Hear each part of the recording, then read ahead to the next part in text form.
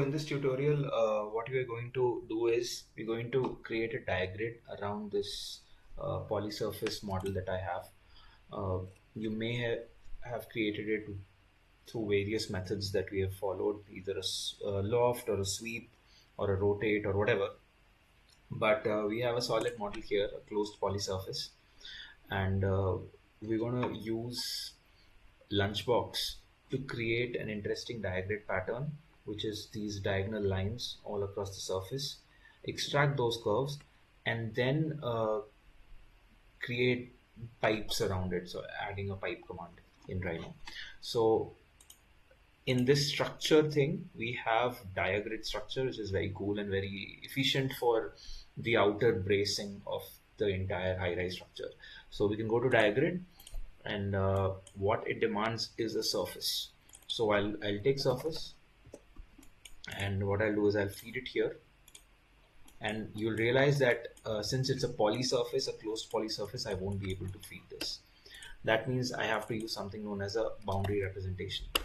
Now, even though I will be able to select this, if I feed this here, this will turn red because it says that basically diagrid component only works with single surfaces. So what we need to do is something very, very different, very peculiar.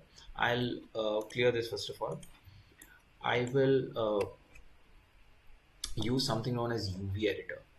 And what this does is, it will take three surfaces, the top surface, the bottom surface, and this peripheral cylindrical surface, and it will split it, flatten it into a flat surface. So UV Editor, it says that select object, I'll select this, and then it says that it asks us to make a rectangle.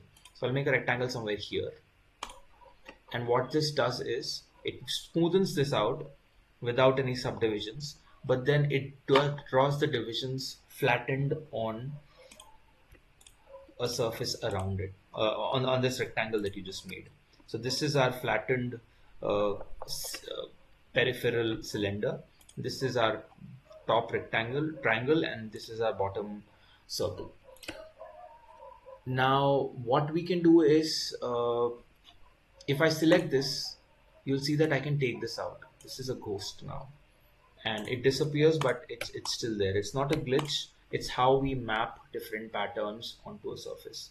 We're not going to map any pattern. We're not going to map any material as such. What we're going to do is, if I select this, you'll see this is the ghost part. If I select this, this is the top part, and this is the surface. Now I will just use explode, and now I have three different ones separately. Okay, I'll have this, the ghost one, and I have the original one, which is totally gone. Now since I have this, I can go here and select one brep, and what I'm going to do is I'm going to select everything and hide. This is what I usually do, and I have the brep itself here, which is just the peripheral surface. The top is empty, and I have subdivisions which are in the form of UV. Now I can control them. Let's say 30, and I'll copy it.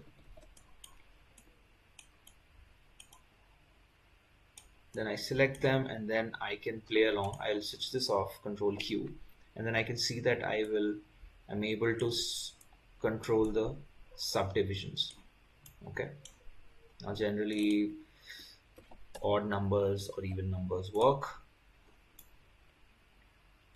Okay, I'll right click this and put it to even, and so you're only switching to the even numbers. And finally what I'll do is, I'll take the lines and I'll bake them, group them, put it here. And finally I'll use, in Rhino itself, I'll use multi-pipe. I'll set 100 dia radius or a 0.1 meter radius. I'll click here, click OK, and wait for some time, and it'll have this smooth